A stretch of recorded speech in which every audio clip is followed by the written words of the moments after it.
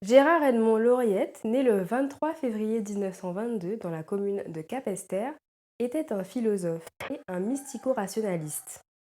Issu d'une famille de 4 enfants, c'est à Shellshire, un secteur de la commune de Trois-Rivières, qu'il a vécu son enfance et fait ses études primaires.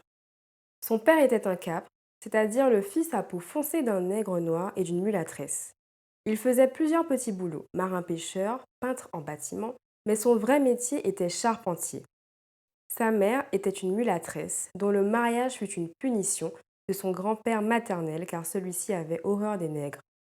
2 ou 3 semaines après le cyclone de 1928, il fait sa rentrée à l'école laïque Shellshire à Trois-Rivières. Son enfance se déroule tranquillement et pieusement, mais dans la misère. Comme tout enfant de cette époque, il assume les petits travaux de la maison avant de partir pour l'école. À 12 ans, il obtint son certificat d'études primaires. En octobre 1934, il fait son entrée dans la seule classe ouverte à Trois-Rivières pour les élèves ayant obtenu leur certificat d'études. À 15 ans, un juge, un huissier de justice et 2 gendarmes s'accaparent du domicile familial et du terrain, ainsi que des plantations. Il est élevé avec sa mère et sa sœur Andrée à Capesterre, rue de la Liberté, près de l'église. En juin 1937, Gérard Lauriette est admis premier au brevet élémentaire à Basse-Terre. Il est accepté comme élève non boursier à l'école normale à Pointe-à-Pitre. En juin 1938, il réussit un concours de bourse pour 3 années et devient apprenti instituteur. Il ne fait pas de service militaire. Ayant un frère sous les drapeaux, il est le soutien de famille. Son frère aîné se fait tuer en Indochine. Le 19 octobre 1940, lors de sa dernière année d'apprentissage, il est expulsé de l'école normale d'instituteur pendant 6 mois pour un fait banal. Il n'a pas assisté à la messe et a quitté l'église pour aller voir un sous-marin au port de Pointe-à-Pitre. Il n'en avait jamais vu. Du 20 avril 1941 au 4 juin 1941, bien qu'il ait eu un mois et demi de cours, il sort majeur de sa promotion en obtenant le brevet supérieur et est nommé maître d'enseignement général en 6e et en 5e. En 1941, il fait sa rentrée en tant que maître d'enseignement général au cours complémentaire de Capesterre de Guadeloupe, en sa qualité de major de promotion de l'école normale. En 1942, c'est en voulant expliquer à ses élèves la succession des saisons et l'inégalité des jours et des nuits qu'il découvre que le soleil n'est pas toujours au sud à midi en Guadeloupe. Il a 20 ans et est troublé par cette erreur relative. En 1944, il a 22 ans et fait sa première conférence avec comme sujet le bonheur. En 1946, il devient maître de mathématiques, de physique-chimie, après avoir écrit 2 livres non conformistes, l'enseignement de la géométrie par la méthode des bras ballants et l'enseignement associé de l'arithmétique et de l'algèbre. En 1948, à l'âge de 26 ans, il fait une conférence ayant pour titre Principes élémentaires de la sagesse, qu'il résume ainsi. Chacun de nous raisonne, juge, avec la somme de connaissances et d'impressions qu'il possède à ce moment-là, d'après son état d'esprit et son état d'âme. De 1949 à 1951, cet instituteur très apprécié de ses élèves et de leurs parents, mais jugé comme trop entier par d'autres, se retrouve suspendu car il a osé se révolter contre le manque d'hygiène d'une cantine de Capesterre-Belle-Eau qu'il surveillait aux heures de repas. Il notifia par écrit à sa direction sa décision de faire grève debout dans la cour au soleil tant que chaque élève ne disposerait pas de son propre couvert, tant que les toilettes ne seraient pas propres, etc. Dans le contexte de l'époque, un tel geste relevait de la folie.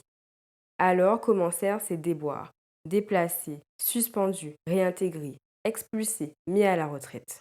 De 1951 à 1956, 5 ouvrages de conférences pédagogiques ont vu le jour.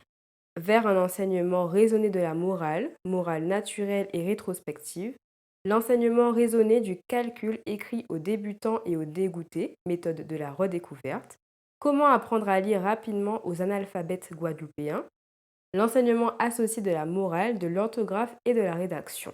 En 1957, la requête au Conseil d'État renvoyée au tribunal administratif de Guadeloupe fut à l'origine d'une décision d'expulsion de cet instituteur d'enseignement public pour aliénation mentale.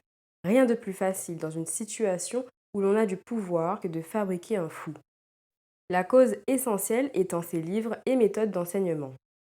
De 1958 à 1961, Gérard Lauriette fit appel à toutes les autorités françaises, tant politiques, judiciaires, administratives que médicales, pour le tirer de cette situation. Ces démarches n'eurent pour résultat que sa mise à la retraite d'office à l'âge de 39 ans. Le 20 mai 1949, il épouse mademoiselle Gisèle Edmé Collet, qui lui donnera 6 enfants. Georgette, Ninon, Joby, Guy, Ginette, Ghislaine, Gilberte, Ditati. En 1959, il ouvre son école Institution Lauriette Gérard à Basse-Terre et ne se sert que des livres écrits par lui. Un seul ouvrage de France, le dictionnaire Larousse. Son école obtient dès cette année-là le record des succès aux examens. En 1961, il est mis à la retraite d'office. Il n'a que 39 ans. En 1966, il crée l'Association guadeloupéenne d'éducation populaire et de lutte contre l'analphabétisme, AGEP. Le 3 juin 1967, il est arrêté pour atteinte à l'intégrité du territoire national. De juin 1967 à mars 1968, il est incarcéré à la prison de la Santé en région parisienne. En 1970, il fait une conférence au Congrès international sur l'éducation à la haie. En 1972, il adhère à l'Association Citoyens du Monde. Le 20 janvier 1978, Gérard Lauriette crée l'Amicale des élèves, anciens élèves et sympathisants de l'Institution Lauriette. En 1982, il se rend en Inde en compagnie, entre autres, de René Massieu, Martial Anas et Laurent Farrugia. Le 8 décembre 1982, dans un courrier envoyé à son épouse, dans lequel il lui demande de revenir vivre avec lui, il précise que le terrain sur lequel il a construit son école est un terrain communal et la municipalité a décidé de le récupérer. Il se présente aux élections municipales de mars 1983. C'est la représentation proportionnelle et il espère obtenir un siège pour défendre son école. Il est élu maire le 13 mars 1983. Pour la première fois, un philosophe indigent est au pouvoir. Le 5 juin 1983, le divorce est prononcé. À partir de cet instant, les époux Lauriette sont considérés comme étant légalement séparés. En juin de la même année, il est élu conseiller général et nommé délégué du Conseil général au Conseil de l'enseignement. Le 17 avril 1985, il épouse en secondes noces mademoiselle Agnès Gouffran, avec qui il aura 2 enfants, Lorna et Laurane. En 1985, il présente son rapport au Congrès annuel des maires de France et d'Outre-mer du 21 au 25 octobre 1985. Le 16 janvier 1990, le divorce avec mademoiselle Agnès Gouffran est prononcé. Le 3 juillet 1992 est créée à Basse-Terre l'Association pour la sauvegarde et la conservation des œuvres de Gérard Lauriette et autres Guadeloupéens, l'ASCOLAG. Le 28 août 1993, c'est l'inauguration officielle du musée Lauriette-Gérard à l'enclos Terre de Dieu, Cayenne, Capesterre-Belle-Eau. C'est écrit au frontispice du bâtiment: si une religion, une philosophie, une doctrine politique te satisfait, n'entre pas dans ce musée. Le drapeau conçu par ses soins est hissé sur le bâtiment. Le double des clés est remis à Ernest Pépin, directeur des services culturels du Conseil général. En 1995, il intervient à la tribune de l'Assemblée générale des citoyens du monde du 17 au 21 juin 1995 à San Francisco. Gérard Lauriette reçoit des mains de Victorin Lurel la feuille d'or de la responsabilité, une distinction qui lui est décernée le 3 mai 2003 à Vieux Habitants à l'occasion de la fête patronale de la commune.